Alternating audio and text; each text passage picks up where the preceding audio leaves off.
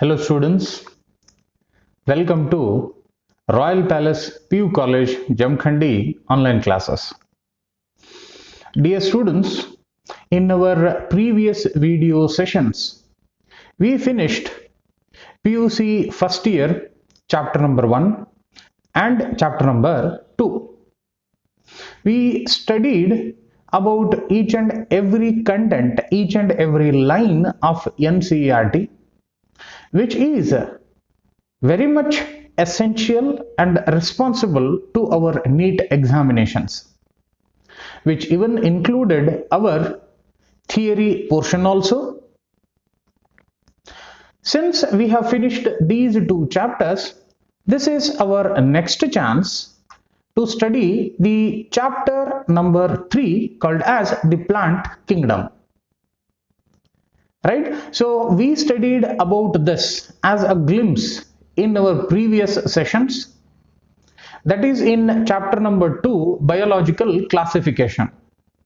When we were studying about it, I told you that there are total of 5 kingdoms created by R.H. Whittaker. He added kingdom Monera, kingdom Protista, kingdom Fungi, and kingdom Plantae and kingdom Animalia. In the previous chapter, we finished studying about the first 3 kingdoms, that is of Monera, Protista and Fungi. This is the third chapter which seriously connects to all the dots relating to plant kingdom. So in this particular chapter, we will study whole and soul nature of the kingdom, which includes plants. What are the different systems of classifications in the plant kingdom? What are the general characteristics of plant kingdom or the plants? And finally, what are the classifications which even come under the plant kingdom? What are the different varieties of plants we generally see? How about their characteristics, including the reproduction also? So, without wasting our time, we'll enter into the topic 1 of this chapter called as the systems of classification.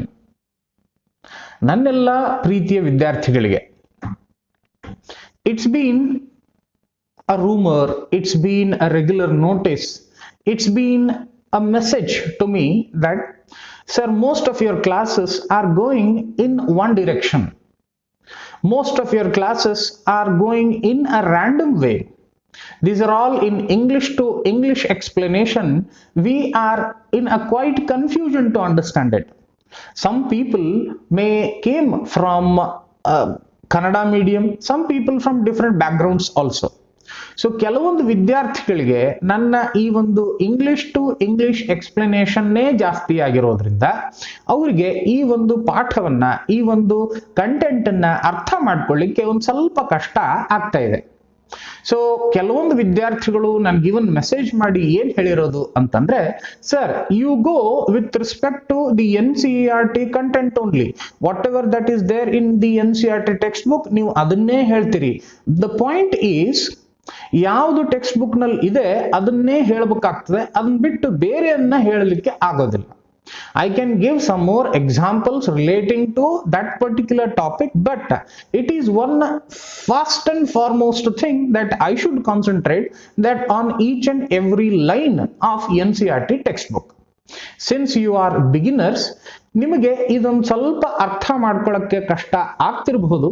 ನಾನು ನಿಮಗೆ ನನ್ನಿಂದ ಎಷ್ಟು ಸಾಧ್ಯವಾಗುತ್ತೋ ಅಷ್ಟು ಕನ್ನಡದಲ್ಲಿ ಮತ್ತು ಒಂದು ಸ್ವಲ್ಪ ಪ್ರಮಾಣದ ಇಂಗ್ಲಿಷ್ ಅನ್ನ ಬಳಸಿ ನಿಮಗೆ ಹೇಳಲಿಕ್ಕೆ ಪ್ರಯತ್ನ ಮಾಡ್ತೀನಿ. Since this is the video classes, it is a common thing, ಬಹಳಷ್ಟು ಕಂಟೆಂಟ್ ಅನ್ನ 100 out of 100% ಅನ್ನ ಅರ್ಥ ಮಾಡ್ಕೊಳ್ಳಿಕ್ಕೆ ಆಗದೆ ಇರಬಹುದು. But there should be one systems and there should be some discipline. ನೀವು ಇದೇ ತರಹ ಕೇವಲ ಕನ್ನಡದಲ್ಲೇ ಓದಬೇಕು ಅನ್ನುವಂಥ ಇಚ್ಛೆಯನ್ನು ಇಟ್ಕೊಂಡಿದ್ರೆ ಇದು ನಿಮಗೆ PUC ಫಸ್ಟ್ ಇಯರ್ ಮತ್ತು ಸೆಕೆಂಡ್ ಇಯರ್ ಅಲ್ಲಿ ಸ್ವಲ್ಪ ಕಷ್ಟ ಆಗಬಹುದು. ಯಾಕಂತಂದ್ರೆ ಇನ್ನೂ ತನಕ ನಾವು ಎಂಟೈರ್ ಸಿಲೆಬಸ್ ಅನ್ನ ಇಂಗ್ಲಿಷ್ ಅಲ್ಲೇ ಓದ್ತೀವಿ, ಇಂಗ್ಲಿಷ್ ಅಲ್ಲೇ ಬರಿತೀವಿ. ಇನ್ನು ಕನ್ನಡ ಮಾಧ್ಯಮದ ಬಳಕೆಯನ್ನ ನಾವಿನ್ನೂ ಗವರ್ನಮೆಂಟ್ ದಿಂದ ಕಂಡುಕೊಂಡಿಲ್ಲ. So this is my request to all my dear, ನನ್ನೆಲ್ಲಾ ಪ್ರೀತಿಯ ವಿದ್ಯಾರ್ಥಿಗಳಿಗೆ ನಾನು ಹೇಳುವಂತಹ ವಿಷಯ ಏನು ಅಂತಂದ್ರೆ, ಎಷ್ಟು ಸಾಧ್ಯವಾಗುತ್ತೋ ಅಷ್ಟು ಇಂಗ್ಲಿಷ್ ನಲ್ಲಿ ತರ್ಜುಮೆ ಮಾಡಿ, ಇಂಗ್ಲಿಷ್ ನಲ್ಲಿ ಭಾಷಾಂತರ ಮಾಡಿಕೊಂಡು, ಇಂಗ್ಲಿಷ್ ನಲ್ಲಿ ಅರ್ಥ ಮಾಡ್ಕೊಳ್ಳಿಕ್ಕೆ ಪ್ರಯತ್ನ ಮಾಡಿ. ಇದು ನನ್ನಿಂದ ಆಗಿರುವಂತಹ ಒಂದು ಸಿನ್ಸಿಯರ್ ರಿಕ್ವೆಸ್ಟ್. ಯಾಕಂತಂದ್ರೆ it should help you in the long run. ಭವಿಷ್ಯದಲ್ಲಿ ನಿಮ್ಗಿದು ಬಹಳಷ್ಟು ಸಹಾಯ ಆಗ್ತದೆ. ಕೆಲವೊಂದು ವಿದ್ಯಾರ್ಥಿಗಳು ಕಮ್ಮಿ ಪರ್ಸೆಂಟೇಜ್ ನವಿದಾವೆ, ಕೆಲವೊಂದು ವಿದ್ಯಾರ್ಥಿಗಳು ಜಾಸ್ತಿ ಪರ್ಸೆಂಟೇಜ್ ನವಿದಾವೆ. That is immaterial during this pandemic concern, right? So ನಾವು ಎಷ್ಟು ಸಾಧ್ಯವಾಗುತ್ತೋ ಅಷ್ಟು ಆ ಪಾಯಿಂಟ್ ಅನ್ನ, ಆ ಟಾಪಿಕ್ ಅನ್ನ ಅರ್ಥ ಮಾಡ್ಕೊಳ್ಳಿಕ್ಕೆ ಪ್ರಯತ್ನ ಮಾಡಬೇಕೇ ಹೊರತು this is understand this type of explanation, this type of video making as a different one. Probably ನಾನು ಹೇಳ್ತಿರುವಂತಹ ಈ ಒಂದು ವಿಡಿಯೋ ಪ್ಲಾಟ್ಫಾರ್ಮ್ ನಿಮಗೆ ಬೇರೆ ತರಹ ಅನಿಸ್ತಿರಬಹುದು, ಬಟ್ ಇನ್ ರಿಯಾಲಿಟಿ ಇದು ನಿಜವಾಗ್ಲೂ ನಿಮಗೆ ಒಂದು ಒಳ್ಳೆಯ ಪಾಸಿಬಿಲಿಟಿಯನ್ನ ಮತ್ತು ಕ್ಲಿಯರ್ ಆಗಿರುವಂತಹ ವಿಡಿಯೋಸ್ಗಳನ್ನ ಅರ್ಥ ಮಾಡ್ಕೊಳ್ಳಿಕ್ಕೆ ನಿಮಗೆ ಹೆಲ್ಪ್ ಆಗ್ತದೆ. So without wasting the time, let me enter into the topic number 1 by thinking that ನೀವೆಲ್ಲರೂ ಕೂಡ ನಾನು ವಿಚಾರ ಮಾಡ್ತಾ ಇರೋದು, ಹೇಳ್ತಾ ಇರೋದು ಒಂದೇ ಒಂದು ಮ್ಯಾಟರ್, ಏನು ಎಷ್ಟು ಸಾಧ್ಯವಾಗುತ್ತೋ ಅಷ್ಟು ಇದನ್ನ ಅರ್ಥ ಮಾಡ್ಕೊಳ್ಳಿಕ್ಕೆ ಪ್ರಯತ್ನ ಮಾಡಿ. ಮಾಡಿದ ಮೇಲೆ ನೀವು ನನಗೆ ರಿಪ್ಲೈ ಮಾಡಬೇಕು. ನೀವು ನನಗೆ ಈ ವಿಷಯದ ಬಗ್ಗೆ ಎಷ್ಟು ತಿಳಿಯುತ್ತೋ ಅಷ್ಟು ಅದನ್ನ ನೀವು ನನಗೆ ವಾಟ್ಸ್ಆಪ್ ನಲ್ಲಿ ಮೆಸೇಜ್ ಮಾಡಿ. You should intimate me that you understood this particular topic or not ಅಂತ. Okay, dear students, let's. So the first thing is about the topic 1, that is systems of classification. First of all, classification ಅಂತಂದ್ರೆ ಏನು? Classification ಅಂತಂದ್ರೆ ವರ್ಗೀಕರಣ. ವರ್ಗೀಕರಣ ಯಾರದ್ದು ವರ್ಗೀಕರಣ? ವರ್ಗೀಕರಣ ಅಂತಂದ್ರೆ ಏನು? ಇಡೀ ಪ್ರಪಂಚದಲ್ಲಿರುವಂತಹ ಎಲ್ಲಾ ಜೀವಿಗಳನ್ನ ನಾವು ಬೇರೆ ಬೇರೆ ಭಾಗಗಳಾಗಿ, ಬೇರೆ ಬೇರೆ ಒಂದು ಗುಣಲಕ್ಷಣಗಳ ಆಧಾರದ ಮೇಲೆ ಅವುಗಳನ್ನ ನಾವು ಬೇರ್ಪಡಿಸ್ತೀವಿ. ಕೆಲವೊಂದು ಜೀವಿಗಳು ಇದೇ ತರಹದಾಗಿರುವಂತಹ ಸ್ಪೆಸಿಫಿಕ್, ನಿರ್ದಿಷ್ಟವಾಗಿರುವಂತಹ ಗುಣಲಕ್ಷಣಗಳನ್ನು ಹೊಂದಿರ್ತವೆ, ಅವುಗಳನ್ನ ಒಂದು ಗ್ರೂಪ್ ನಲ್ಲಿ ಹಾಕಬೇಕು. ಇನ್ನು ಕೆಲವೊಂದು ಜೀವಿಗಳು ಈ ಒಂದು ಗುಣಲಕ್ಷಣಗಳಿಗೆ ಸಮೀಪವಾದಷ್ಟು ಮತ್ತು ಬೇರೆಯಾದಂತಹ ಗುಣಲಕ್ಷಣಗಳನ್ನು ಹೊಂದಿರ್ತವೆ. We need to separate those systems, those characteristics, and we need to add it in a newer group. ಅದನ್ನು ಕೂಡ ಒಂದು ಕ್ಲಾಸ್ ಅಥವಾ ಒಂದು ವರ್ಗ, ಒಂದು ವರ್ಗೀಕರಣ ಅಂತ ಹೇಳಿ ಕರಿತೀವಿ. ಇನ್ನು ಕೆಲವೊಂದು ಜೀವಿಗಳು ಎ ಮತ್ತು ಬಿ ಇವೆರಡು ಗುಣಲಕ್ಷಣಗಳನ್ನು ಹೊಂದಿ ಬೇರೆ ತರಹನೇ ಕಾಣಿಸ್ತಿರ್ತವೆ. We need to add them into another class and we need to process that one as a classification ಅಂತ. ಓಕೆ, ಸೊ ನಾನು ಬಯೋಲಾಜಿಕಲ್ ಕ್ಲಾಸಿಫಿಕೇಶನ್ ಚಾಪ್ಟರ್ ನಂಬರ್ 2 ನಲ್ಲಿ ಸಂಬಂಧಿತವಾಗಿರುವಂತಹ ಎಲ್ಲಾ ತರಹದ ವರ್ಗೀಕರಣಗಳ ಬಗ್ಗೆ ನಾನು ನಿಮಗೆ ಹೇಳ್ಕೊಟ್ಟಿದ್ದೇನೆ. I hope you understood this. So those people who did not understand it, try to make it repeated version of it. Try to download these videos. Continuous ಆಗಿ ಪ್ರತ್ಯೇಕ ಸಮಯದಲ್ಲಿ ನೀವು ಇದನ್ನ ಯೂಟ್ಯೂಬ್ ನಿಂದನೇ ನೋಡುವಂತ ಅವಶ್ಯಕತೆ ಇಲ್ಲ. ಈ ವಿಡಿಯೋಸ್ಗಳನ್ನ ನೀವು ಡೌನ್ಲೋಡ್ ಮಾಡಿ ನೀವು ಅವುಗಳನ್ನ ಮತ್ತೆ ನಿಮ್ಮ ಮೊಬೈಲ್ ಅಲ್ಲಿ ನೀವು ಅದನ್ನ ನೋಡ್ಕೋಬಹುದು. ಸೊ ಸಿಸ್ಟಮ್ಸ್ ಆಫ್ ಕ್ಲಾಸಿಫಿಕೇಶನ್ ಇದು ಪ್ಲಾಂಟ್ಸ್ ಗಳಿಗೆ ಸಂಬಂಧಪಟ್ಟಿದ್ದು. ಸಿಸ್ಟಮ್ಸ್ ಆಫ್ ಕ್ಲಾಸಿಫಿಕೇಶನ್ ಇದು ಆನಿಮಲ್ಸ್ ಗಳಿಗೆ ಸಂಬಂಧಪಟ್ಟಿದ್ದು. ಸಿಸ್ಟಮ್ಸ್ ಆಫ್ ಕ್ಲಾಸಿಫಿಕೇಶನ್ ಇದು ಮೈಕ್ರೋ ಆರ್ಗಾನಿಸಮ್ಸ್ ಗಳಿಗೆ ಸಂಬಂಧಪಟ್ಟಿದ್ದು.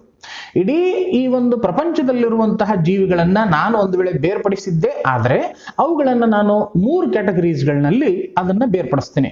ಒಂದು ಇಟ್ ಈಸ್ ಆಫ್ ಪ್ಲಾಂಟ್ಸ್, ಒಂದು ಇಟ್ ಈಸ್ ಆಫ್ ಆನಿಮಲ್ಸ್, ಇನ್ನೊಂದು it is of microorganisms ಅಂತ. So the scientists have divided these organisms into 4, 5, 6 or 7 systems of classification. ಅದನ್ನ ನಾವು ಆಲ್ರೆಡಿ ಓದಿದೀವಿ. ಓಕೆ, ಸೊ ಈ ಒಂದು ಚಾಪ್ಟರ್ ಅಲ್ಲಿ, since the chapter name is plant Kingdom, ಈ ಒಂದು ಸಸ್ಯಗಳ ಸಾಮ್ರಾಜ್ಯ ಅನ್ನುವಂತಹ ಈ ಒಂದು ಪಾಠದಲ್ಲಿ ಯಾವ್ದ್ಯಾವುದು ನಮಗೆ ಸಂಬಂಧವಾಗಿದೆಯೋ ಸಸ್ಯಗಳಿಗೆ ಮಾತ್ರ ಅದರದ್ದು ಒಂದು ವರ್ಗೀಕರಣವನ್ನ ಈ ಒಂದು ಪಾಠದಲ್ಲಿ ನಾವು ನೋಡ್ತೀವಿ. So topic number 1, systems of classification respecting to the plants. ಯಾವ ತರಹ ಇದೆ ಅನ್ನುವಂಥದ್ದನ್ನ ನಾವು ಓದುವಂತಹ ಸಮಯ ಬಂದಿದೆ. ಓಕೆ, ಸೊ ಫಸ್ಟ್ ಥಿಂಗ್, ಈ ಒಂದು ಎಂಟೈರ್ ಎಕ್ಸ್ಪ್ಲನೇಷನ್ ನಲ್ಲಿ ಫಸ್ಟ್ ಟೈಪ್ ಆಫ್ ಕ್ಲಾಸಿಫಿಕೇಶನ್ ಬರ್ತದೆ, that is of artificial classification system ಅಂತಂದು. ಸೊ ಇಲ್ಲಿ ಆರ್ಟಿಫಿಷಿಯಲ್ ಅನ್ನುವಂಥದ್ದೇನು? ಆರ್ಟಿಫಿಷಿಯಲ್ ಅಂತಂದ್ರೆ ಕೃತಕವಾಗಿರುವಂಥದ್ದು. ಆರ್ಟಿಫಿಷಿಯಲ್ ಅಂತಂದ್ರೆ ಇಲ್ಲಿ ಯಾವುದೇ ತರಹದ ಸೈಂಟಿಫಿಕ್ ಗುಣಲಕ್ಷಣಗಳನ್ನ ನೋಡದೇ ಇರುವಂಥದ್ದು, ಇಲ್ಲಿ ಯಾವುದೇ ತರಹದ ವೈದ್ಯಕೀಯ ಟರ್ಮ್ಸ್ ಗಳನ್ನ ಬಳಸದೇ ಇರುವಂಥದ್ದು, ಇಲ್ಲಿ ಯಾವುದೇ ತರಹದ ಜೀವಕೋಶಗಳ ಒಳಗಡೆ ಹೋಗಿ ಅಧ್ಯಯನ ಮಾಡದೇ ಇರುವಂಥದ್ದು. ಸೊ ಯಾವುದು ನಮ್ಮ ಕಣ್ಣಿಗೆ ಇನ್ ಜನರಲ್ ಆಗಿ ಕಾಣಿಸುತ್ತದೆಯೋ that is classification system and that is artificial content. So artificial ನಲ್ಲಿ ಮತ್ತೊಂದ್ಸತಿ ಹೇಳ್ತೀನಿ ನಾನು, artificial does not include science, does not include any scientific methodology. Artificial system does not even include what is the use of microscope, etc etc.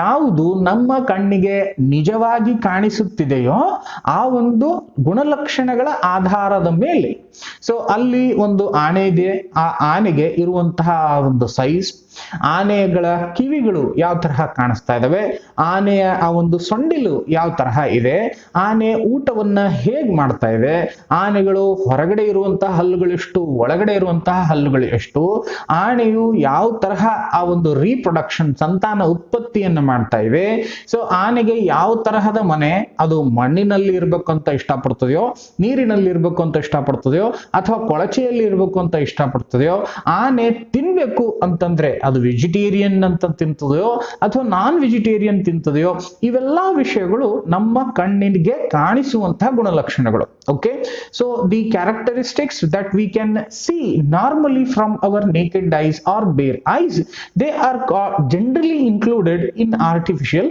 Systems. ಇಲ್ಲಿ ಯಾವುದೇ ತರಹದ in-depth analysis ಅನ್ನುವಂಥದ್ದು ಇಲ್ಲ. ಆ ಜೀವಿಯ ದೇಹದ ಒಳಗಡೆ ಹೋಗಿ ಅಲ್ಲಿ ನರಾಂಶಗಳು ಯಾವ ತರಹ ಇದೆ, ಅಲ್ಲಿರುವಂತಹ ಜೀವಕೋಶಗಳ ಪ್ಯಾಟರ್ನ್ ಯಾವ ತರಹ ಇದೆ, ಅಲ್ಲಿರುವಂತಹ ಆ ಒಂದು ಡೈಜೆಸ್ಟಿವ್ ಸಿಸ್ಟಮ್ ಯಾವ ತರಹ ಕೆಲಸ ಮಾಡ್ತದೆ, ಅಲ್ಲಿರುವಂತಹ ನರ್ವಸ್ ಸಿಸ್ಟಮ್ ಯಾವ ತರಹ ಕೆಲಸ ಮಾಡ್ತದೆ, ಇಲ್ಲಿರುವಂತಹ ಬ್ರೈನ್ ಯಾವ ಫಂಕ್ಷನ್ಸ್ ಗಳನ್ನ ಮಾಡ್ತದೆ, ಅದ್ರ ಸೈಜ್ ಎಷ್ಟು, ಅದು ಯಾವ ತರಹ ಬಿಹೇವ್ ಮಾಡ್ತದೆ ಅನ್ನುವಂತಹ ಬಹಳಷ್ಟು ಇನ್ಡೆಪ್ತ್ ಮ್ಯಾಟರ್ಗಳು are not at all present in artificial classification system. So once again ನಾನು ಹೇಳ್ತೀನಿ, ಇದು ಒಂದು generalized system, anyone can do it. Okay, so anyone can do it. Artificial classification system is generalized. ಆ ಒಂದು ಆರ್ಗ್ಯಾನಿಸಮ್ ಮಾರ್ಫಾಲಜಿ ಯಾವ ತರಹ ಇದೆ, morphology ಅಂತಂದ್ರೆ ಏನು, the study of external characteristics of an organism generally comes under artificial system only. So if I come under of this, one ಮಾತು ಹೇಳ್ತಾರೆ, since there was no technology, since there was no correct meaning of science, ಆ ಒಂದು ಸಮಯದಲ್ಲಿ ಶುರು ಮಾಡಿರುವಂತಹ ಮೊಟ್ಟ ಮೊದಲ systems of classification ಇದು. So that's why in the beginning the first line ಹೇಳ್ತದೆ, these are earliest systems of classification.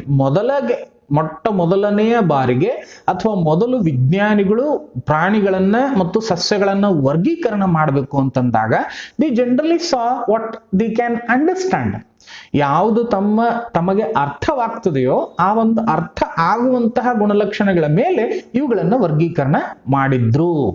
Okay, so coming to the next section called as they were based on vegetative characters are superficial morphological characters such as habit, color, number, shape of leaves, etc etc. ಈ sentence ನಿಮಗೆ you can pass it and you can once again read it again, ನಿಮ್ಗೆ ಅರ್ಥ ಆಗ್ಬೋದು. Vegetative characters ನಾವು generally, ನಾನು ಮತ್ತೊಂದ್ಸತಿ ಹೇಳ್ತೀನಿ, vegetative characters ಅನ್ನುವಂತಹ ವಿಷಯ it is strictly connecting to plants, strictly connecting to plants. So ಆ ಒಂದು ವೆಜಿಟೇಟಿವ್ ಕ್ಯಾರೆಕ್ಟರ್ಸ್ಗಳು ಸಸ್ಯಗಳಲ್ಲಿ ಯಾವ ತರಹ ಇದೆ ಅನ್ನುವಂಥದ್ರ ಬಗ್ಗೆ ಇದು ಎಕ್ಸ್ಪ್ಲನೇಷನ್. ಅಲ್ಲಿ ರೂಟ್ಸ್ ಬೇರ್ಗಳಿದೆಯೋ, ಅಲ್ಲಿ ಸ್ಟೆಮ್ ಕಾಂಡ ಭಾಗವಿದೆಯೋ, ಅಲ್ಲಿರುವಂತಹ ಹೂಗಳು, ಅಲ್ಲಿರುವಂತಹ ಹಣ್ಣು, ಅಲ್ಲಿರುವಂತಹ ಕಾಯಿ, ಅಲ್ಲಿರುವಂತಹ ಎಲೆಗಳು ಎಷ್ಟಿದಾವೆ, ಅದು ಯಾವ ತರಹ ಬ್ರಾಂಚಿಂಗ್ ಆಗಿದೆ, ಅಲ್ಲಿ ಯಾವ ತರಹ ಕಲರ್ ಇದೆ, ಅಲ್ಲಿ ಎಷ್ಟು ನಂಬರ್ಸ್ಗಳಿದಾವೆ, ಈ ಒಂದು ಆಧಾರದ ಮೇಲೆ ಈ ಸಸ್ಯಗಳನ್ನ ಅವರು ವರ್ಗೀಕರಣ ಮಾಡ್ತಾರೆ. ಕೆಲವೊಂದು ಸಸ್ಯಗಳನ್ನ ನಾವು ಮರುಭೂಮಿಯಲ್ಲಿ ಬೆಳೆಯುತ್ತಿರುವುದನ್ನ ನಾವು ನೋಡ್ತೀವಿ. We can see the plants which can live as their habitat in the desert regions. ಆ ಜಾಗದಲ್ಲಿ the temperature is like anything, temperature ಬಹಳಷ್ಟು ಜಾಸ್ತಿ ಆಗಿರುವಂತಹ ಜಾಗದಲ್ಲಿಯೂ ಕೂಡ ಸಸ್ಯಗಳು ಜೀವನ ನಡೆಸ್ತವೆ. There are some plants which live in heaviest rain forest. Continuous ಆಗಿ ಮಳೆ ಬರುವಂತಹ ಪ್ರೆಸಿಪಿಟೇಷನ್ ಆಗುವಂತಹ ಜಾಗದಲ್ಲಿಯೂ ಕೂಡ ನಾವು ಸಸ್ಯಗಳನ್ನ ಬೆಳೆಯೋದನ್ನ ನೋಡ್ತೀವಿ. ಸೊ ಕೆಲವೊಂದು ಜಾಗದಲ್ಲಿ ನೀರಿಲ್ಲ, ಬೆಳಿತವೆ. ಕೆಲವೊಂದು ಜಾಗದಲ್ಲಿ ನೀರಿದೆ, ಬೆಳಿತವೆ. ಕೆಲವೊಂದು ಜಾಗದಲ್ಲಿ ಮಧ್ಯಮವಾಗಿದೆ, ಸ್ವಲ್ಪ ನೀರು ಇದ್ರೂ ಇರಬಹುದು, ಇರದೇನೂ ಇರಬಹುದು. ಈ ಜಾಗದಲ್ಲೂ ಕೂಡ we can see the growth of plants. So ಈ ಮೂರೂ ಜಾಗದಲ್ಲಿರುವಂತಹ ಸಸ್ಯಗಳು they have got different characteristics. ಈಗ ನಾನು ಗೋಧಿಯನ್ನ ಬೆಳೆಸಬೇಕು ಅಂತಂದ್ರೆ I can't go to Jammu and Kashmir, I can't go to Shimla and I can't grow the wheat there. ಗೋಧಿಯನ್ನ ಅಲ್ಲಿ ಬೆಳೆಸಲಿಕ್ಕೆ ಆಗೋದಿಲ್ಲ. And even at the same time, consider this as the Jamakhandi. In Jamakhandi, I can't grow the apple. Apple ಹಣ್ಣನ್ನ ನಾನು ಜಮಖಂಡಿಯಲ್ಲಿ ಬೆಳೆಸಲಿಕ್ಕೆ ಆಗೋದಿಲ್ಲ. I can get the seeds, I can try, but the growth of apples will not be as good with respect to Shimla. Why ಈ ತರಹ consideration ಯಾಕೆ ಅಂತಂದ್ರೆ, in case of Shimla, Jammu, Kashmir and all, Himachal Pradesh and all, that system has got its own environment, its own humidity, its own precipitation, its own rain, its own atmosphere. ಆ ಒಂದು atmosphere ಅಲ್ಲಿ ಈ ಒಂದು plant ಆರಾಮಾಗಿ ಬೆಳಿಬಹುದು. But at the same time ನಮಗೆ ಗೋಧಿಯನ್ನ ಬೆಳೆಸಬೇಕು ಅನ್ನೋಂತಹ ಕ್ಯಾರೆಕ್ಟರ್ಸ್ಗಳು ಅಲ್ಲಿ ಇಲ್ಲ, ಅಲ್ಲಿ ವಾತಾವರಣ ಇಲ್ಲ. So I can't categorise this wheat growth into the Shimla, ಅದು ತಪ್ಪಾಗ್ತದೆ. And at the same time even in case of Jamkhandi I can't even grow the apples, ಯಾಕಂದ್ರೆ ಆಪಲ್ ಗ್ರೋ ಆಗುವಂತಹ ಅಟ್ಮಾಸ್ಫಿಯರ್ ಜಮಖಂಡಿಯಲ್ಲಿ ಇಲ್ಲ. ಸೊ ಬೇರೆ ಬೇರೆ ವಾತಾವರಣದಲ್ಲಿ ಬೇರೆ ಬೇರೆ ತರಹದ ಸಸ್ಯಗಳು they have grown. Okay, so systems of classification only first time, that is called as artificial classification system, which was earliest one, and it was completely based on generally identifiable characters. ಅವುಗಳನ್ನ ನಾವು vegetative characters ಅಂತ ಕರಿತೀವಿ. Morphology ಅಂತಂದ್ರೆ external appearance, ಆ ಒಂದು external study of organs ಗಳನ್ನ ಏನಿದೆಯಲ್ಲ, that is morphological character. Habit ಅಂತಂದ್ರೆ ಆ ಒಂದು ಹ್ಯಾಬಿಟಾಟ್ ಅಂತಂದ್ರೆ ವಾಸಿಸುವಂತಹ ಸ್ಥಳ. ಕಲರ್ ಬಣ್ಣ. ನಂಬರ್ ಆಫ್ ಲೀವ್ಸ್, ಒಂದಿದೆಯೋ, ಎರಡಿದೆಯೋ, ಮೂರಿದೆಯೋ, ಐದಿದೆಯೋ. ಶೇಪ್ ಆಫ್ ಲೀವ್ಸ್, ಅದು ರೌಂಡ್ ಆಗಿದೆಯೋ, ಸರ್ಕ್ಯುಲರ್ ಆಗಿದೆಯೋ, ಸ್ಕ್ವೇರ್ ಆಗಿದೆಯೋ, ರೆಕ್ಟಾಂಗ್ಯುಲರ್ ಆಗಿದೆಯೋ, ಅಥವಾ ಡಿಫರೆಂಟ್ ಆಂಗ್ಯುಲರ್ ಅಥವಾ ಬ್ರಾಡ್ ಪ್ಯಾಟರ್ನ್ ಆಗಿದೆಯೋ, ಪ್ಯಾರಲ್ ಆಗಿದೆಯೋ, ರೆಟಿಕ್ಯುಲೇಟ್ ಆಗಿದೆಯೋ, ಈ ತರಹ variety of explanation comes. So when we observe it physically, practically, it is the system called as artificial system. ನಾವು ಇಲ್ಲಿಗೆ ಇನ್ನೊಂದು ಸಿಸ್ಟಮ್ ಬರ್ತದೆ called as the Linnaeus. Linnaeus artificial system of classification was based on androecium structure. Carolus Linnaeus ಅನ್ನುವಂತಹ ವಿಜ್ಞಾನಿಯ ಬಗ್ಗೆ we have studied in chapter number 1 and 2. Carolus Linnaeus ಒಬ್ಬ ದೊಡ್ಡ ವಿಜ್ಞಾನಿ. he helped in classifying the organisms depending upon their characteristics. He was the one who was called as the father of taxonomy. He was the one who created and divided the organisms into two sections, that is plant and animal kingdom. He was the one who created even the binomial nomenclature. He wrote so many plant related and animal related books also, right? So generally he concentrated on plants. Right now, since we are talking about this chapter, so Linnaeus na artificial system of classification nalli he studied or he took interest on androecium structure ಅಂತಂದು. Androecium ಅನ್ನ ನಾವು male reproductive part of the plant ಅಂತ ಕರಿತೀವಿ. ಒಂದು ಸಸ್ಯದಲ್ಲಿ reproduction ಆಗಬೇಕು ಅಂತಂದ್ರೆ there is nothing but only one place, and that place is called as a flower. Flower ಅಲ್ಲಿ ಸಂತಾನ ಉತ್ಪತ್ತಿ ಆಗ್ತದೆ. ಈ ಫ್ಲವರ್ ಅಲ್ಲಿ ವಿ ಸಿ ಟೂ ಪಾರ್ಟ್ಸ್. ಒಂದು ಗಂಡು ಪಾರ್ಟ್, ಅದನ್ನ ನಾವು ಆಂಡ್ರೋಶಿಯಂ ಅಂತ ಕರಿತೀವಿ.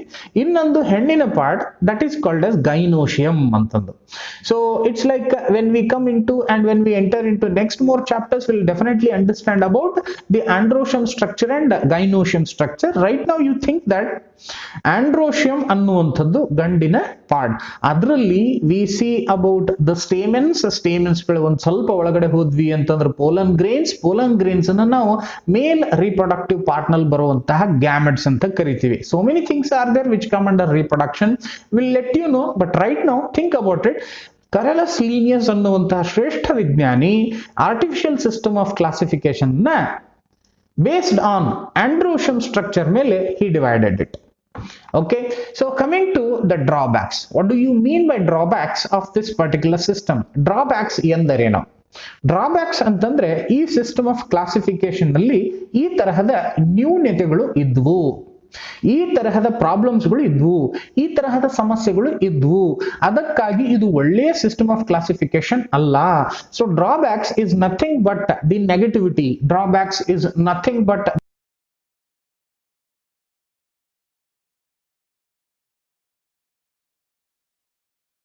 this system of classification is not good. Okay, so coming to those sections such as the first one, artificial systems separated closely related species since they were based on a few characteristics. ಕೆಲವೊಂದು ಜೀವಿಗಳು ಇದಾವೆ, ಆ ಜೀವಿಗಳು ಏನು? So let me give you an example. Example number 1, it is with respect to tiger, ಹುಲಿ. Example number 2, it is with respect to the cat, ಬೆಕ್ಕು. ಈ cat ಮತ್ತು ಈ ಹುಲಿ ಇವೆರಡನ್ನೂ ನಾವು ನೋಡಿದಾಗ with respect to morphology I can say that the cat is a smaller one and the tiger is bigger one. The cat appearance is very different as appearance of the tiger. ಎರಡು ತಿನ್ನುವಂತಹ ಆರ್ಗಾನಿಸಮ್ಸ್ಗಳು ಬೇರೆ ಬೇರೆ, ಎರಡು Hunt ಮಾಡುವಂತಹ categorisation ಬೇರೆ ಬೇರೆ. ಇದು ಕೇವಲ ನಮ್ಮ ಕಣ್ಣಿಗೆ ಕಾಣಿಸುವಂತಹ ಗುಣಲಕ್ಷಣಗಳು. But in reality there are so many characteristics of cat resembles the characteristics of tiger. ಬೆಕ್ಕು ಮತ್ತು ಈ ಹುಲಿಗೆ ಬಹಳಷ್ಟು ಸಾಮ್ಯವಾಗಿರುವಂತಹ, ಸಿಮಿಲರ್ ಆಗಿರುವಂತಹ ಗುಣಲಕ್ಷಣಗಳನ್ನ ನಾವು ನೋಡ್ತೀವಿ. ಕೇವಲ ಸೈಜ್ ಮೇಲೆ, ಕೇವಲ ಅಪಿಯರೆನ್ಸ್ ಮೇಲೆ ಈ ಸಿಸ್ಟಮ್ ಡಿವೈಡ್ ಆಗಿರೋದ್ರಿಂದ ಸಿಮಿಲರ್ ಆಗಿರುವಂತಹ ಗುಣಲಕ್ಷಣಗಳನ್ನು ಹೊಂದಿರುವಂತಹ ಜೀವಿಗಳು ಕೂಡ ಬೇರ್ಪಡಿಸ್ತವೆ. There is another example called as dog, ನಾಯಿ, along with that wolf, ತೋಳ ಅಂತಂದು. ಸೊ ತೋಳಕ್ಕೆ ಮತ್ತು ನಾಯಿಗೆ ಹೆಚ್ಚು ಕಡಿಮೆ ಕೆಲವೊಂದು ಸಿಮಿಲರ್ ಕ್ಯಾರೆಕ್ಟರಿಸ್ಟಿಕ್ಸ್ಗಳು ಅದಾವೆ. ಆದ್ರೆ ಅವುಗಳನ್ನು ನಾವು ಬಾಹ್ಯವಾಗಿ ಮಾರ್ಫಾಲಜಿಕಲ್ ಆಗಿ ನೋಡೋದ್ರಿಂದ we feel that both are different in variety of ways. ಆದ್ರೆ there are so many interrelated connected characteristics that artificial system did not understand. Okay, so first point ಏನ್ ಹೇಳ್ತದೆ, ಕೆಲವೊಂದು ಜೀವಿಗಳು since they are very close to each other the species, since this is completely based on the morphological characters, it did not include that particular specificity. ಆ ಸೂಕ್ಷ್ಮತೆಯನ್ನ ಇದು understand ಮಾಡಲಿಲ್ಲ. So ಜೀವಿಗಳು ಸಮವಾಗಿರುವಂತಹ, similar ಆಗಿರುವಂತಹ ಜೀವಿಗಳು ಬೇರ್ಪಡಿಸ್ತವೆ. Some points they gave equal weightage to vegetative and sexual characteristics. Vegetative ಅನ್ನುವಂತಹ ಗುಣಲಕ್ಷಣ ಬೇರೆ ಮತ್ತು sexual characteristics ಅನ್ನುವಂತಹ ಗುಣಲಕ್ಷಣ ಬೇರೆ. ಸಾಮಾನ್ಯವಾಗಿ ನಾವು ರೀಪ್ರೊಡಕ್ಷನ್ ನ ಸೆಕ್ಷುವಲ್ ಮತ್ತು ಎಸೆಕ್ಷುವಲ್ ಎನ್ನುವಂತಹ ಎರಡು ಕ್ಯಾರೆಕ್ಟರ್ಸ್ಗಳನ್ನ ಡಿವೈಡ್ ಮಾಡ್ತೀವಿ. But when we come with respect to plants we add another category called as vegetative property also. ಸಸ್ಯಗಳು ಸಂತಾನ ಉತ್ಪತ್ತಿ ಮಾಡಬೇಕು ಅಂತಂದಾಗ ಯಾವ ತರಹ ಮಾಡ್ತವೆ? It needs a male partner and a female partner. ಇದಂತೂ ಎಲ್ರಿಗೂ ಗೊತ್ತು. ಆಂಡ್ರೋಶಮ್ ಬೇಕು, ಗೈನೋಶಮ್ ಬೇಕು. Androecium male part, gynoecium female part. So male and female ದಿಂದ ಗ್ಯಾಮೆಟ್ಸ್ ಗಳು ಕ್ರಿಯೇಟ್ ಆಗಬೇಕು. ದಟ್ ಈಸ್ ಸ್ಪರ್ಮ್ ಮತ್ತು ಎಗ್. ಸ್ಪರ್ಮ್ ಮತ್ತು ಎಗ್ ಇವೆರಡೂ ಫ್ಯೂಸ್ ಆಗಬೇಕು. That is called as fertilisation. Fertilisation ದಿಂದ ಝೈಗೋಟ್ ಆಗಬೇಕು, ಝೈಗೋಟ್ ದಿಂದ ಎಂಬ್ರಿಯೋ ಆಗಬೇಕು, ಎಂಬ್ರಿಯೋದಿಂದ ಮೋನೋಕಾಟ್, ಡೈಕಾಟ್ ಅಂತಂದು ಸೀಡ್ಸ್ ಮತ್ತು ಆ ಒಂದು ಪ್ರಾಸೆಸ್ ಇಂದ ನೆಕ್ಸ್ಟ್ ಜನರೇಷನ್ ಶುರು ಆಗಬೇಕು. This is how the plant gives birth to another thing. But in reality ನಾವು ಇನ್ನೊಂದು ನೋಡಬಹುದು. ನಾವು ಕೆಲವೊಂದು ಪ್ಲಾಂಟ್ಸ್ಗಳನ್ನ ನಾವು ಸಾಮಾನ್ಯವಾಗಿ ಕಾಂಡ ಭಾಗ, ಅದ್ರ ಸ್ಟೆಮ್ ಅನ್ನ ಮಾತ್ರ ಕಟ್ ಮಾಡಿ ಮತ್ತೊಂದ್ ಕಡೆ ಹೋಗಿ ಮಣ್ಣನ್ನ ಅಗದು ಆ ಜಾಗದಲ್ಲಿ ಈ ಒಂದು ಸ್ಟೆಮ್ ಅಥವಾ ರೂಟ್ ಅನ್ನ ಇಟ್ಟು ಒಂದ್ ಸ್ವಲ್ಪ ಮಣ್ಣು ಮುಚ್ಚಿ ಆ ಜಾಗದಲ್ಲಿ ಒಂದ್ ಸ್ವಲ್ಪ ನೀರನ್ನ ಹಾಕಿದ್ವಿ ಅಂತ ತಿಳ್ಕೊಳ್ರಿ. Within 1 week, 2 weeks or 3 weeks there is a growth of another plantlet. ಒಂದು ಸಣ್ಣದಂತಾಗಿರುವಂತಹ ಒಂದು ಎಲೆ ಹೊರಗೆ ಬಿಡುತ್ತದೆ, ಅದು ಒಂದು ಹುಟ್ಟುತ್ತದೆ. ಸೊ ಇಲ್ಲಿ ಇದನ್ನ ನಾನು ಸೆಕ್ಷುವಲ್ ಕ್ಯಾರೆಕ್ಟರ್ ಅಂತ ಅನ್ಬಾರದು. This is called as vegetative character.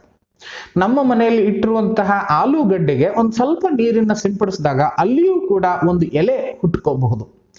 ಈರುಳ್ಳಿನಲ್ಲೂ ಕೂಡ ನಾವು ಎಲೆಗಳು ಬೆಳೆಯೋದನ್ನ ನಾವು ನೋಡ್ತೀವಿ. ಸೊ ಈರುಳ್ಳಿಯನ್ನ ಕಟ್ ಮಾಡಿ ನೆಲದಲ್ಲಿ ಇಟ್ಟು ನೀರ್ ಹಾಕಿ ಬಿಸಿಲಿಗೆ ಬಿಟ್ರೆ once again there is a growth of another that ಈರುಳ್ಳಿ ಅಥವಾ the onion plant. We don't consider this one as sexual character, we consider this one as the vegetative character. So generally ಇದು ಎಲ್ಲಾ ಆರ್ಗಾನಿಸಮ್ಸ್ ಗಳಲ್ಲಿ, ಎಲ್ಲಾ plants ಗಳಲ್ಲಿ vegetative character ಅನ್ನುವಂಥದ್ದು ಸಂಬಂಧ ಪಡುವುದಿಲ್ಲ.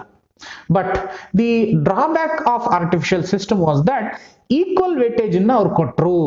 ಎಷ್ಟು ವೆಜಿಟೇಟಿವ್ ಗುಣಲಕ್ಷಣಗಳಿದೆಯೋ ಅಷ್ಟೇ ಸೆಕ್ಷುವಲ್ ಕ್ಯಾರೆಕ್ಟರ್ಸ್ಗಳು ಇದೆ ಅನ್ನುವಂಥದ್ದು ಅವರ ಅಭಿಪ್ರಾಯ.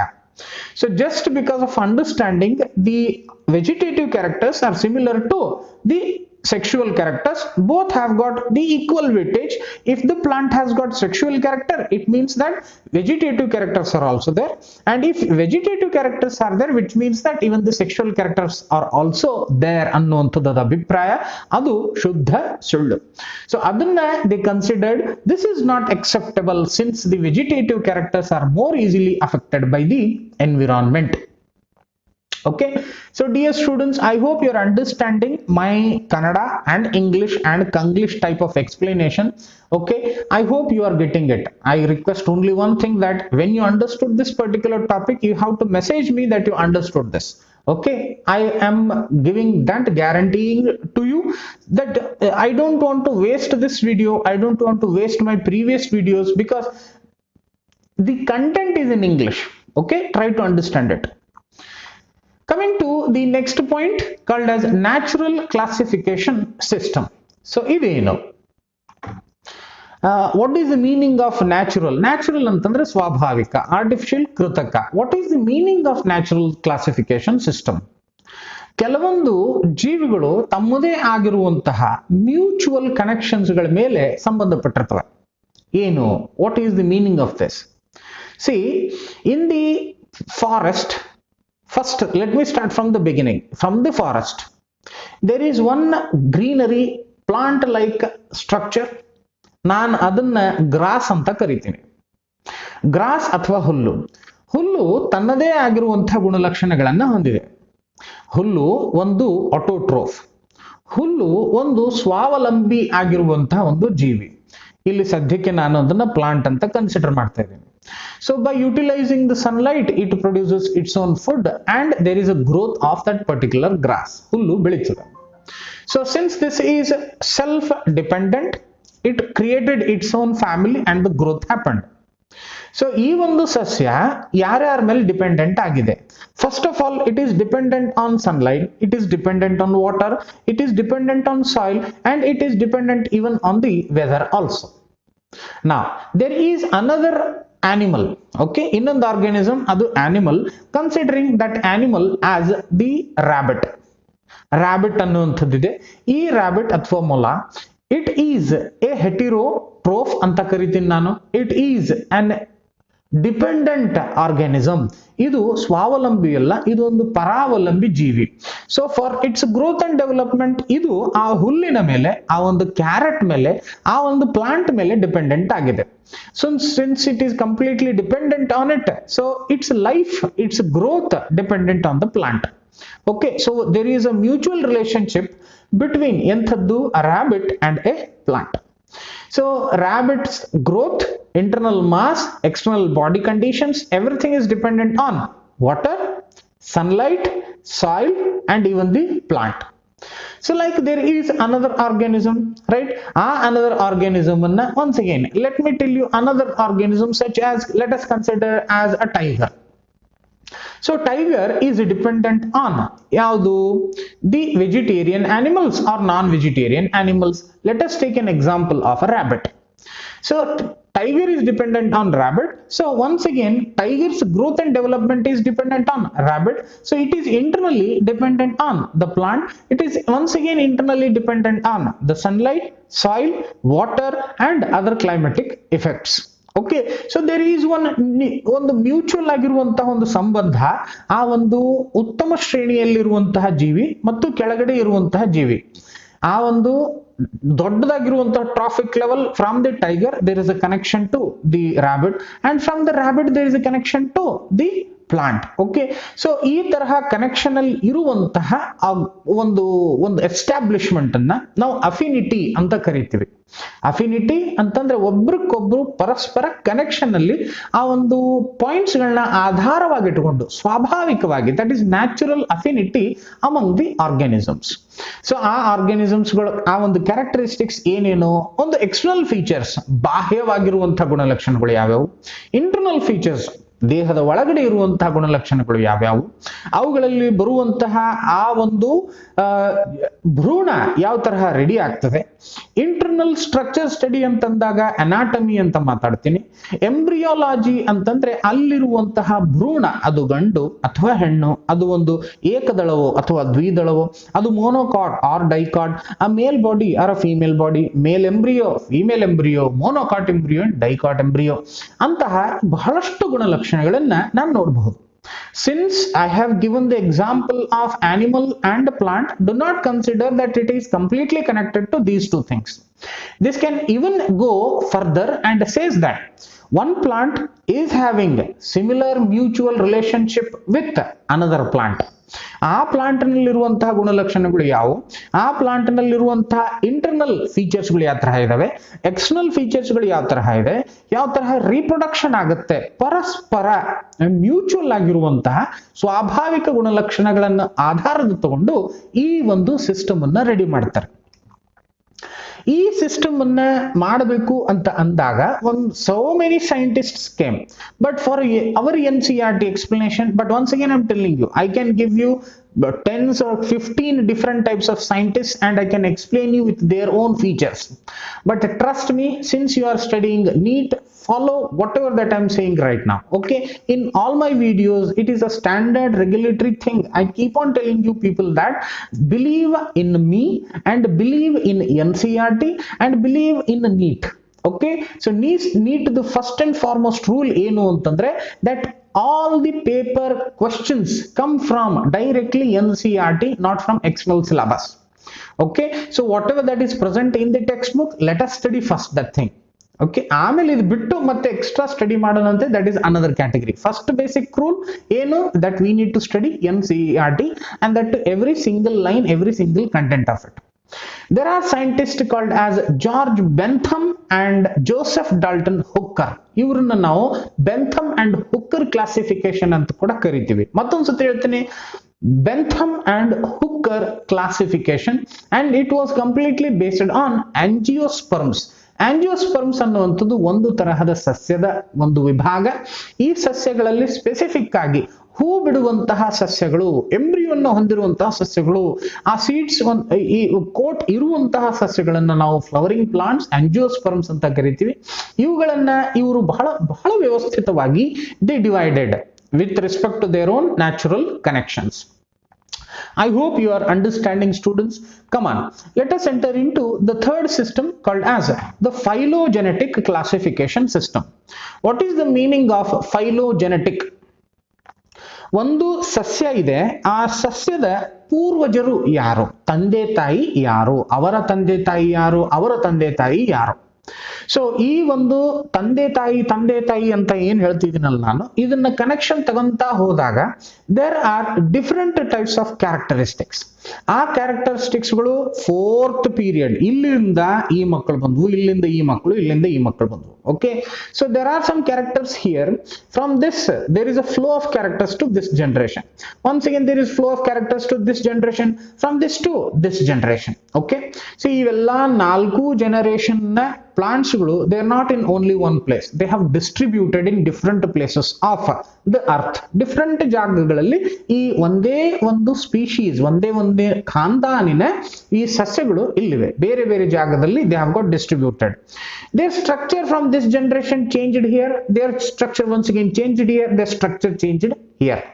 But there are characteristics which resembled here to here, here to here, and once again here to here.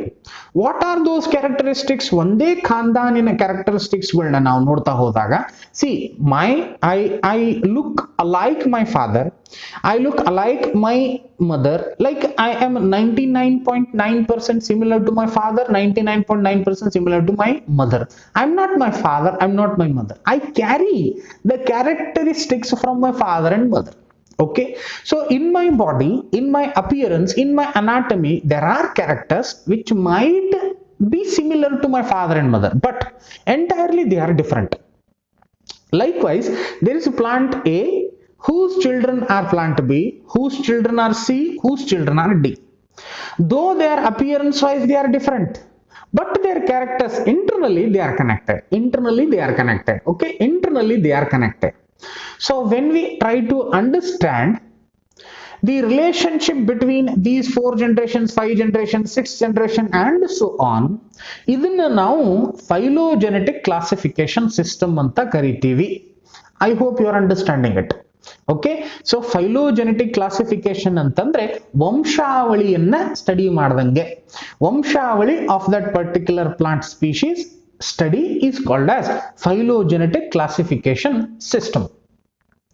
This assumes that organisms belonging to the same taxon have a common ancestor ಅಂತಂದ್ರೆ. Okay, so ಇದು ಬಹಳ simple ಆಗಿರುವಂತಹ understanding. I have explained you in chapter number 1 about taxons, kingdom, phylum, class, order, family, genus, species ಅಂತಂದ್ಬಿಟ್ಟು. There is one species and which came under kingdom Plantae. ಅದನ್ನ ಅದೇ ತರಹ ನಾವು study ಮಾಡ್ಕೊಂತ ಬಂದ್ವಿ. ಸೊ ಇಲ್ಲಿ ಫೈಲೋಜೆನೆಟಿಕ್ ಸಿಸ್ಟಮ್ ಏನ್ ಹೇಳ್ತದೆ ಅಂತಂದ್ರೆ, ಒಂದೇ ಒಂದು ಟ್ಯಾಕ್ಸಾನ್ ಅಲ್ಲಿ, ಒಂದೇ ಒಂದು ಸ್ಟೇಜ್ ನಲ್ಲಿ ಬಂದಿರುವಂತಹ ಸ್ಪೀಶೀಸ್ಗಳಿಗೆ, ಸ್ಪೀಶೀಸ್ 1, ಸ್ಪೀಶೀಸ್ 2, ಸ್ಪೀಶೀಸ್ 3, ಸ್ಪೀಶೀಸ್ 4, 4 ಸ್ಪೀಶೀಸ್ಗಳು ಒಂದೇ ಟ್ಯಾಕ್ಸಾನ್ ಅಲ್ಲಿ ಬಂದ್ರೆ, ಇಟ್ ಮೇ ಬಿ ನೀವು ಅದನ್ನ ಸ್ಪೀಶೀಸ್ ಅನ್ರಿ, ಅಥವಾ ಕ್ಲಾಸ್ ಅನ್ರಿ, ಅಥವಾ ಆರ್ಡರ್ ಅನ್ರಿ, ಅಥವಾ ಅದನ್ನ ಫ್ಯಾಮಿಲಿ ಅನ್ರಿ, ಒಂದೇ ಟ್ಯಾಕ್ಸಾನ್ ಅಲ್ಲಿ ಬಂದ್ರೆ ಅವುಗಳ ಪೂರ್ವಜರು ಒಬ್ಬರೇ ಇರ್ತಾರೆ ಅನ್ನುವಂತಹ ಮೀನಿಂಗ್ ಇಲ್ಲಿ. Okay, so species A having some characteristics which are similar to species B, and species B having some characteristics similar to species C, C having some characteristics similar to D. So ಇವೆಲ್ಲರಿಗೂ ಕೂಡ ಒಂದೇ ಶ್ರೇಣಿಯಲ್ಲಿ ಇಟ್ಟಾಗ we say that all the 4 ancestor ಪೂರ್ವಜರು ಒಬ್ಬರೇ, belonging to the common ancestor ಅಂತ ಮಾತಿನ explanation. So dear students, I hope you are understanding these 3 systems of classification. One artificial, one natural, and the third one is phylogenetic classification system. ಇದರಲ್ಲಿ ಇನ್ ಕೆಲವೊಂದು extra ಆಗಿರುವಂತಹ ಕೆಲವೊಂದು ಶಬ್ದಗಳನ್ನ ನಾನೀಗ ಚರ್ಚೆ ಮಾಡ್ತೀನಿ ನಿಮಗೆ. ಆ ಎಕ್ಸ್ಟ್ರಾ ಆಗಿರುವಂತಹ ವಿಷಯಗಳು ಯಾವುವು? ಒಂದು ನ್ಯೂಮೆರಿಕಲ್ ಟ್ಯಾಕ್ಸಾನಮಿ, ಸೈಟೋಟ್ಯಾಕ್ಸಾನಮಿ, and ಮತ್ತು third ಕೆಮೋಟ್ಯಾಕ್ಸಾನಮಿ. Right? Let me repeat it again. First one, numerical taxonomy. Second one, cytotaxonomy. Third one, chemotaxonomy. Third 3 varieties. Right, sir? ಬಹಳ ಈಸಿಯಾಗಿ ಹೇಳಬೇಕು ನಾನು ನಿಮಗೆ. So try to understand it as good as possible. Numerical ಅಂತಂದ್ರೆ ಏನು? Numbers. ಸೈಟೋ ಅಂತಂದ್ರೆ ಏನು? ಅಲ್ಲಿರುವಂತಹ ಸೆಲ್, ಜೀವಕೋಶ. ಕೀಮೋ ಅಂತಂದ್ರೆ ಏನು? ಅಲ್ಲಿರುವಂತಹ ಕೆಮಿಕಲ್ಸ್ಗಳು. ರೈಟ್? ಒಂದು ನಂಬರ್ಸ್ಗಳ ಆಧಾರದ ಮೇಲೆ, ರೈಟ್, ನಂಬರ್ಸ್ಗಳ ಆಧಾರದ ಮೇಲೆ ಕ್ಲಾಸಿಫಿಕೇಶನ್ ನ್ಯೂಮೆರಿಕಲ್ ಟ್ಯಾಕ್ಸಾನಮಿ. ಜೀವಕೋಶಗಳ ಆಧಾರದ ಮೇಲೆ ಕ್ಲಾಸಿಫಿಕೇಶನ್ ಸೈಟೋಟ್ಯಾಕ್ಸಾನಮಿ. ಅಲ್ಲಿರುವಂತಹ ಕೆಮಿಕಲ್ಸ್ ಅಥವಾ ರಸಾಯನಗಳ ಆಧಾರದ ಮೇಲೆ ಕೀಮೋಟ್ಯಾಕ್ಸಾನಮಿ. 3 different varieties. So what do you mean by numerical taxonomy? So see one organism, ಆ ಆರ್ಗ್ಯಾನಿಸಮ್ ನ ಕ್ಯಾರೆಕ್ಟರಿಸ್ಟಿಕ್ಸ್ ಗಳನ್ನ write down, those characteristics, characteristic 1, 2, 3, 4, like wise write down all the characteristics. Right? ಆ characteristics ಗಳನ್ನ try to feed it in the internet, try to feed it in the computer, try to feed it in apps, try to feed it in softwares. So computer ಅಲ್ಲಿ ಈ ಒಂದು ಪ್ಲಾಂಟಿನ ಎಲ್ಲಾ ಮಾಹಿತಿಗಳನ್ನ entry ಮಾಡ್ಕೊಂತ ಹೋಗೋದು. So this is one of the character. ಇಲ್ಲಿ leaves ಗಳು ಈ ತರಹ ಇದೆ, ಇಲ್ಲಿ ಲೀವ್ಸ್ ಗಳ ಡಿಸೈನ್ ಈ ತರಹ ಇದೆ, ಇಲ್ಲಿರುವಂತಹ ಒಂದು ಕಾಯಿಗಳು ಈ ತರ ಕಾಣಿಸ್ತವೆ, ಇಲ್ಲಿರುವಂತಹ ಫ್ಲವರ್ಸ್ ಈ ತರಹ ಇದೆ. So design of the flower is like this. So ಇವೆಲ್ಲಾ ಕ್ಯಾರೆಕ್ಟರ್ಸ್ ಗಳನ್ನ feed it in the computer, right? So computer saves it. ಕಂಪ್ಯೂಟರ್ಗೆ ಒಂದು ಕೋಡ್ಸ್ ಗಳನ್ನ ಕೊಡ್ರಿ, ಕಂಪ್ಯೂಟರ್ಗಳಿಗೆ ಒಂದು ಗುಣಲಕ್ಷಣಗಳನ್ನ ಕೊಡ್ರಿ. ಸೊ ಈ ಗುಣಲಕ್ಷಣಗಳ ಆಧಾರದ ಮೇಲೆ ಈ ಒಂದು plant species is similar to this plant species. ಎಷ್ಟು similar we can discuss. B is similar to C. ಎಷ್ಟು similar we'll discuss. D is not at all similar to E. ಯಾಕಿಲ್ಲ we'll discuss. How? Depending upon the number of characteristics. Okay, so numerical taxonomy is nothing but the number of characteristics which feeded on the computer, and depending upon the comparison of this there is a classification. Second one is about cytotaxonomy. So when we say about a simple word that is the cell antandaga, it is one spherical structure, nothing is present here or something is present here, there are atte alla. The cell is very complex thing. Cell is not a small thing to just to say that this is a spherical structure. No, so many people say that there is nothing in cell. No, everything is in cell only. ಜೀವಕೋಶದಲ್ಲೇ ಸಂಪೂರ್ಣ ಮಾಹಿತಿ ಇರುವಂತದ್ದು. ಈ cell has got its own shape, cell has got its own envelope or the outer covering, cell has got its own liquids such as a cytoplasm or nucleoplasm, cell has got its own internal appendages or internal cell parts or the internal organelles. Every organelle performs differently, right? Some are connected and some are interconnected, some are dependent and some are not at all dependent. So how actually the cell structure is there? So species 1, the different cell structure, species 2, another different structure, how they actually behave. So when we give potassium, how the cell behaves. When we give sodium, how the cell behaves. When we give electricity, how the cell behaves. And when there are chromosomes, how actually they are present, in what nature they are present, how actually it behaves ಅನ್ನುವಂತಹ ಒಂದು ಮಾಹಿತಿಯನ್ನ is present in cytotaxonomy. Depending upon that, plants are derived, plants are divided, plants are classified. Coming to the third point called as the chemotaxonomy. So if you ask me, I say that each and every content of this entire universe is chemistry. ಕೆಮಿಸ್ಟ್ರಿಗೆ ನಾವು ಅಷ್ಟು ಪ್ರಾಮುಖ್ಯತೆಯನ್ನು ಕೊಡಲೇಬೇಕು, ಯಾಕಂತಂದ್ರೆ each and everything is chemistry.